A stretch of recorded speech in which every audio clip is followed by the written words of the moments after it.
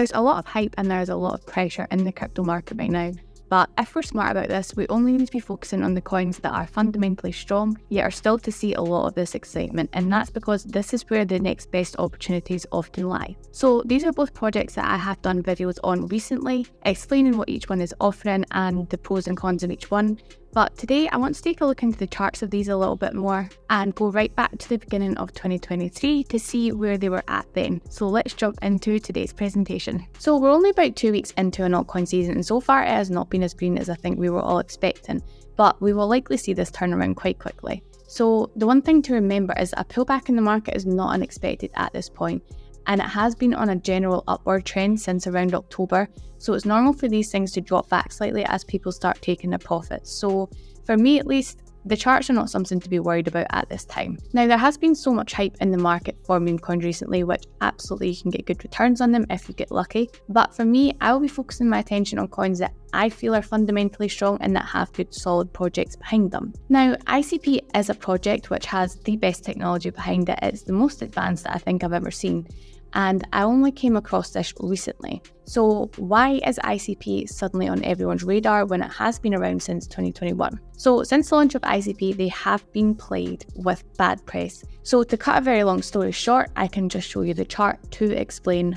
why it all went wrong. So as we can see here, the launch of ICP, so there's two different numbers here. So it does show the all-time high as $750, but it shows the launch price here of around $428. And then it crashed meteor style right back down to, I think it was, around $30. And it took a lot of people out with it. So a lot of people are curious as to why this happened. A lot of people obviously already know as well. But Sam Bankman-Fried of FTX seen ICP as a huge threat to his heavily invested Solana portfolio.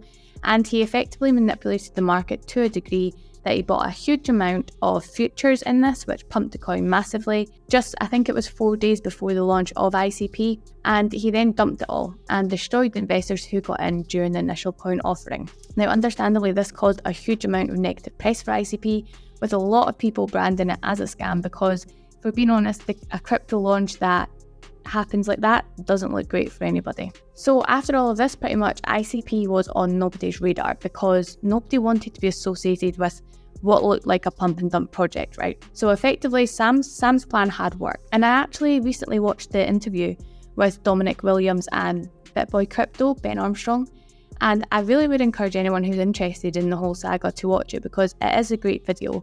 And you can see exactly how focused on the technical side of it Dominic Williams is. And there's also been a little bit of beef, well, what's been described as beef, between ICP and ADA, where Charles Hoskinson has made a little swipe at ICP's announcement on the 15th of January about the new smart contract canisters that are now holding 400 GIP. And I'll just quickly show you the tweet for it. So pretty much this was Definity's announcement about the new canister storage, and it pretty much says that they can hold the whole state of Cardano twice. And Sonic got involved in it, tagged Cardano and Charles Hoskinson, and he pretty much came back and said, thanks for storing Cardano, you can always use that canister to rebuild ICP if you ever need to. I'm not very sure why it's coming up now, as it was on the 15th, but I've seen a few videos get released about it today. I don't see it as any kind of rivalry between them. I don't really see it as beef. I think that Charles is quite well known for making kind of quirky little snipes like this, but nonetheless, it's a really good way to get the project spoken about. So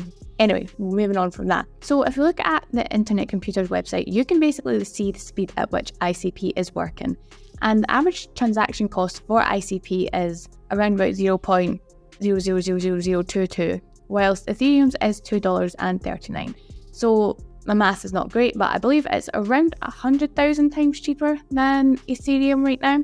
So ICP's absolute main focus is solving the issues around the global cloud services such as Amazon Web Service and Google Cloud Services. And the internet currently as it is centralized, meaning that anything you build on the current cloud services can be shut down in a second as you don't have a say in all of it, as you don't have a say in any of it at all. So through the bear market, ICP has really come out to show just quite how impressive they can be. It hasn't struggled as much as the other projects. If we look at it over the yearly, we did obviously have the dips around from May to around about November, I think it was, it started to kind of go. And it hasn't struggled as much as the other projects, as it does have a huge amount of venture capital funding behind it, which does allow them to continue developing at the incredible pace that they have been in comparison to like the overall size of the project. Obviously, it is a huge project that they are trying to undertake here. And also another great thing that is currently in the works for them is the ICP and ETH integration. So the ICP ETH native integration is currently in development, and it will include extensive capabilities for Ethereum dApps and tokens on ICP.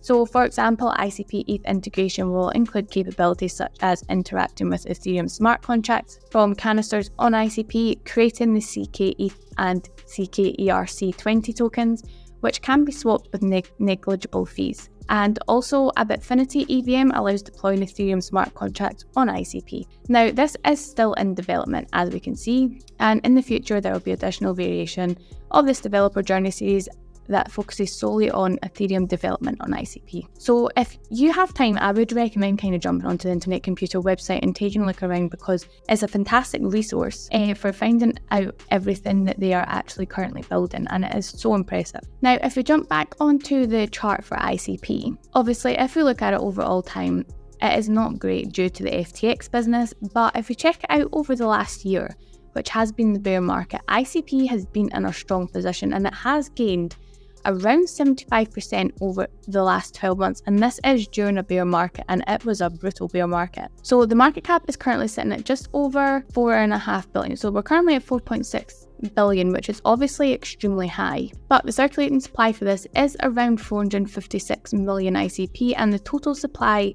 that we have just now is 513,709,210 ICP. So this is a good sign, as it does mean that there's a lower chance of the dilution at this point of the coin. So we managed to hit around, at the start of January, I believe it was, we did hit, so near the start of January, we hit around $16.10.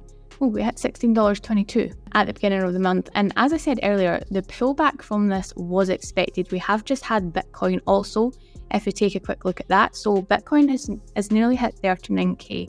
So it has hit below the huge resistance level of 40,000 for it. And what do we know happens when Bitcoin crashes? So when Bitcoin crashes, altcoins absolutely bleed dry.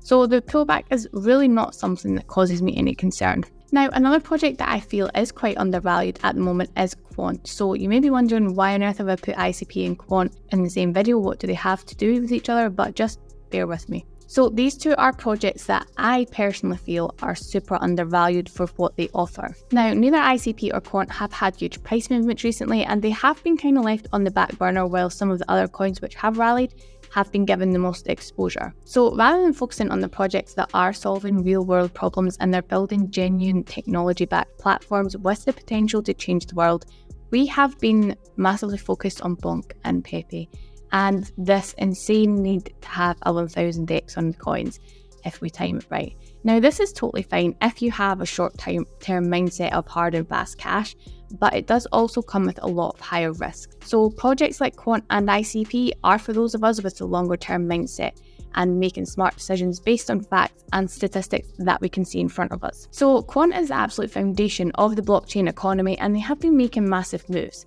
They have partnered up with the Bank of England and the Bank of International Settlements on Project Rosalind. So this project has explored how application programming interfaces could be used for CBDCs, or this stands for Central Bank Digital Currency Systems. Now, I know that CBDCs are not hugely popular in the crypto community. A lot of people don't like the centralization that comes with it, but honestly, I think whether we like it or not, they're probably going to happen anyway. And if Quant is one of the first involved in this, then there's no telling how far it can push it, given that news of developments like this always sells. So Quant's involvement in this is to help the central banks create the CBDCs and programmable money. So if we take a little gander over to Quant's chart, so the market cap for Quant is currently sitting at just above 1.2 billion, and we can see that with the circulating supply, it is 81% released of its maximum supply. So it has its maximum supply set at 14,881 Quant. So again, we have no concern about any wild dilutions in the price for this, which is great. So if we look at Quant over the year, obviously, again, it has had a fairly brutal bear market. Now, there is not a huge amount of money that is coming into crypto right now.